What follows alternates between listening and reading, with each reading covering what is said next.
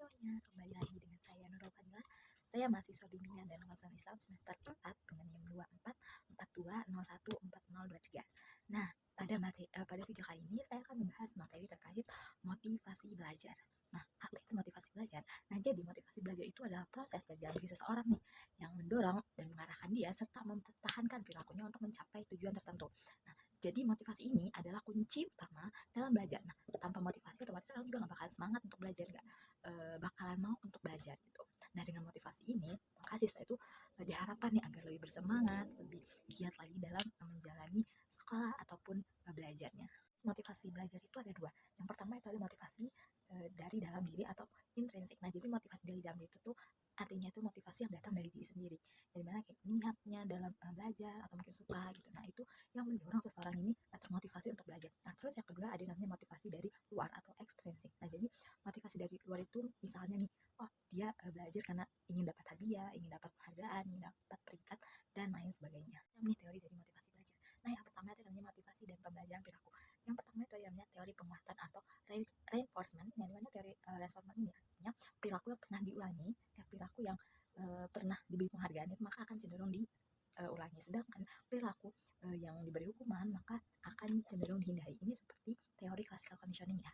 Nah, jadi motivasi belajar itu muncul karena adanya hadiah, terus pujian ataupun penghargaan. Nah, sedangkan teori intensif atau insentif teori ini adalah artinya nilai hadiah itu kan gak selalu penting ya bagi semua orang. Nah, jadi motivasi ini tergantung dengan situasi, kondisi dan juga perasaan dari individu. Nah, jadi artinya siswa ini akan belajar karena ada imbalan gitu, tapi efeknya berbeda-beda bagi tiap individu. Selanjutnya yang kedua itu ada yang namanya motivasi dan kebutuhan belajar. Nah, jadi motivasi itu muncul karena manusia punya kebutuhan, dimana misalnya nih kita lapar, ya udah kita makan, kita butuh dihargai, ya udah kita dipuji dan lain sebagainya. Nah, teori hierarki dari Abraham Maslow. Nah, jadi Abraham Maslow itu mengatakan bahwa kebutuhan manusia itu bertingkat seperti tangga. Nah, yang pertama itu namanya kebutuhan fisik, kayak dari makan, minum, istirahat, dan lain sebagainya. Terus yang kedua yaitu keamanan, jadi merasa aman, nggak diadili, nggak dihakimi. Terus yang ketiga ada cinta dan rasa memiliki, kayak punya teman banyak, terus disayang sama orang yang kita sayangi, dan lain sebagainya. Yang keempat itu ada harga diri, yaitu dihargai ataupun percaya diri. Dan yang kelima adalah aktualisasi diri, yaitu menjadi versi terbaik dari kita sendiri. Yang ketiga yaitu ada namanya motivasi dan atribusi. Nah, maksud dari motivasi dan atribusi itu seperti apa sih? Nah, jadi teori atribusi ini adalah teori menjelaskan bagaimana seseorang memahami dan juga menjelaskan penyebab dari keberhasilan serta kegagalannya. Nah, misalnya nih contohnya Teresa nih mendapatkan nilai buruk, kan dia dikenal sebagai anak yang baik nih. Nah, dia mendapatkan nilai buruk, nah dia otomatis nggak nyaman kan dengan hal itu, karena orang-orang mengatakan bahwa dia itu adalah anak yang baik, yang artinya dia juga harus mendapatkan nilai yang bagus dan baik. Nah, jadi Teresa ini untuk mengurangi rasa ketidaknyamanannya itu maka dia mencari alasan, misalnya kayak nyalahin gurunya, kayak gurunya itu salah nilai ulangan saya, ataupun kayak gurunya itu lagi sakit dan lain sebagainya. Nah, dalam teori atribusi ini ketika siswa ingin menjelaskan keberhasilan dan kegagalannya itu akan sangat mempengaruhi perilaku belajarnya. Nah, yang dimana siswa yang merasa bahwa hasil belajarnya itu disebabkan dari orang luar, kayak tadi kayak gurunya itu salah menilai lah, ataupun kayak gurunya lagi sakit, maka otomatis siswa itu akan jarang belajar dan akan sangat malas sekali untuk belajar serta menunda pekerjaannya. Nah, sedangkan kalau murid yang menghargai usahanya itu pasti dia akan berusaha dengan keras, dia akan giat dalam belajar untuk mendapatkan hasil yang terbaik. Itu namanya motivasi dan pola pikir. Nah, jadi motivasi dan pola pikirnya otomatis berkaitan dengan kognitif ya, yaitu bagaimana cara siswa ini berpikir tentang kemampuan dan keberhasilan mereka. Nah, menurut Carol Dweck, nah siswa ini, setiap siswa itu punya pola pikir atau mindset yang memengaruhi cara belajar dan juga menghadapi kegagalan. Nah, jadi menurut dia itu mengatakan kalau siswa itu percaya dengan kecerdasan itu tetap nggak bisa berubah, maka dia itu akan cenderung malas, terus takut gagal, mudah menyerah, dan takut untuk menghadapi tantangan, jadi dia akan menghindari terus. Nah, sedangkan murid yang percaya bahwa kecerdasan itu bisa berkembang, maka dia akan semangat belajar, terus giat dalam mengerjakan tugas, rajin, dan lain sebagainya. Selanjutnya yang kelima itu namanya motivasi dan pembelajaran diri. Nah, jadi motivasi dan pembelajaran diri itu berarti hubungannya antara keinginan belajar dan juga kemampuan siswa untuk mengatur belajarnya sendiri. Nah, kayak pembelajarannya itu bisa dari belajar dengan keinginan, terus punya tujuan belajar, dan juga mengatur cara belajar. Dan yang keenam adalah motivasi dan harapan. Nah, jadi motivasi dan harapan ini maksudnya adalah teori yang menjelaskan bahwa seseorang itu akan berusaha jika ia yakin dan bisa berhasil dengan apa yang ditujuinya atau apa tujuannya, dan menganggap bahwa keberhasilan itu adalah hal yang penting. Nah, jadi menurut John William, Motivasi itu dipengaruhi oleh dua hal utama, yaitu terhadap peluang keberhasilan dan nilai atau pentingnya tujuan tersebut.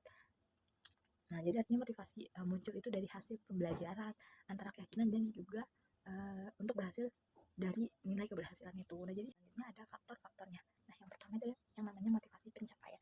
Nah, jadi maksud dari motivasi pencapaian itu adalah siswa yang punya motivasi tinggi dan ingin berhasil dan berjuang, biasanya dia itu nggak mudah menyerah. Nah, tetapi ketika dia sudah mulai ada di bawah ataupun kayak udah ada di hal-hal yang dia itu gagal, maka dia itu akan berusaha lebih kuat lagi, lebih giat lagi, karena dia itu percaya bahwa kegagalan itu tuh adalah kurangnya dari usaha, dan otomatis dia akan memperbaiki usaha yang dia lakukan. Jadi namanya pengalaman keberhasilan dan kegagalan. Nah, jadi siswa yang sering berhasil itu akan semakin termotivasi nih bahwa aku bisa nih, dan dia akan merasa bahwa semuanya pasti akan mudah menurut aku gitu.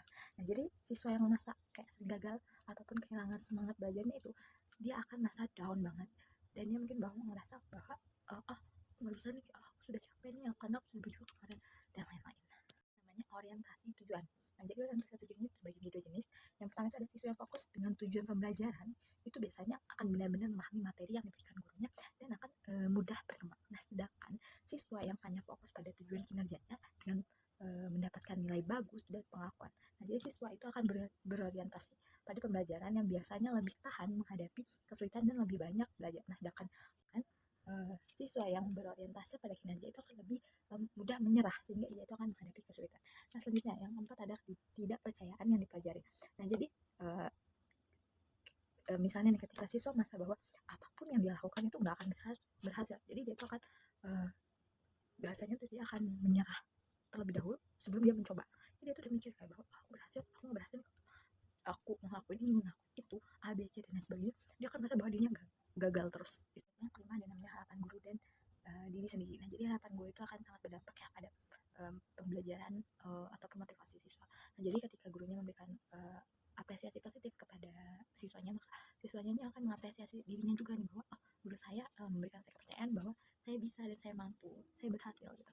Jadi ketika guru memberikan mindset yang positif kepada siswa, maka siswa ini akan merasa percaya diri, dan dia pasti akan merasa bahwa saya pasti bisa dan saya akan berusaha memberikan yang terbaik sehingga saya akan berhasil. Nah, sedangkan guru yang memberikan apresiasi, biasanya guru yang memberikan mindset negatif ataupun hal negatif, biasanya akan cenderung mudah menyerah, tidak semangat, dan dia akan merasa bahwa dia tidak akan bisa tampil, dan apa yang akan dilakukannya itu akan menghasilkan hasil yang buruk. Dan yang terakhir adalah kecemasan. Nah, jadi rasa takut gagal ataupun takut salah itu akan mengganggu sekali pada pembelajaran. Nah, jadi siswanya akan sangat cemas dan sulit fokus, gagal hilang arah gitu, dan juga sulit mengingat. Nah, jadi dia ini nggak akan bisa menunjukkan nih kemampuan yang dimilikinya, karena ya itu tadi rasa kecemasan yang timbul pada dirinya. Sehingga cara guru untuk meningkatkan motivasi belajar. Nah, guru ini dapat meningkatkan motivasi belajar dengan menciptakan kondisi yang membuat siswanya itu ingin belajar, terus percaya diri, dan juga merasa bahwa mereka mampu serta berhasil. Nah, cara yang pertama itu adalah namanya menekankan usaha daripada kemampuan. Nah, jadi guru itu diharapkan dapat memuji usaha yang dilakukan siswanya, terus bukan hanya dari aspek kecerdasan aja, tetapi juga hasil dari kemampuan mereka, hasil dari karya mereka. Nah, jadi siswa ini percaya bahwa mereka itu bisa berkembang dan mereka akan berusaha dengan giat. Terus yang kedua, memberikan tugas yang sesuai. Nah, jadi tugas itu nggak boleh terlalu mudah ataupun terlalu sulit. Nah, jadi tugas itu tuh menyesuaikan dari kemampuan si siswanya ini, bagaimana mereka memahami, bagaimana mereka mengerti gitu. Nah, jadi tugas ini akan mereka jadi tugas ini akan menyesuaikan kemampuan dari para siswanya itu, agar mereka ini bisa mengerjakan dan akan membuat mereka itu lebih bersemangat lagi. Nah, terus yang ketiga itu namanya membangun suasana kelas yang nyaman dan positif. Nah, jadi siswa ini akan lebih mudah termotivasi, lebih mudah bersemangat ketika lingkungannya juga itu tuh seru, bahagia, dan menyenangkan. Nah, selanjutnya yang keempat, menumbuhkan tujuan belajar. Nah, jadi bukan hanya nilai aja ya, tetapi juga guru bisa menekankan nih bahwa belajar itu tuh untuk memahami dan juga berkembang. Jadi patokannya nggak cuma aku belajar buat mendapatkan nilai bagus, tidak, tapi bagaimana bahwa anak-anak ini bisa dikenalkan bahwa mereka ini belajar agar mereka bisa naik kelas, agar mereka bisa lebih bagus lagi, seperti itu. Nah, terus yang kelima, memberikan umpan balik yang positif dan jelas. Nah, jadi maksudnya siswa itu perlu tahu nih apa yang perlu diperbaiki agar mereka itu lebih mudah bersemangat dan juga termotivasi nih. Jadi mereka ini kayak mungkin bisa diberikan pujian mungkin ataupun hal lainnya. Nah, selanjutnya memberi kesempatan untuk berhasil. Nah, jadi media tugas nih terus diberikan secara diberikan secara em, berurutan gitu. Nah, agar ini meningkatkan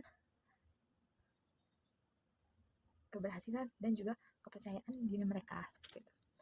Nah, terus mengaitkan pelajaran dengan kehidupan yang nyata. Nah, jadi siswa ini nggak hanya berfokus kepada pembelajaran aja, tetapi guru juga mungkin bisa mengaitkan dengan kehidupan mereka agar mereka itu lebih mudah memahami materi apa yang mereka pelajari dan agar mereka juga bisa mengamalkan yang sudah mereka pelajari ini dengan kehidupan mereka.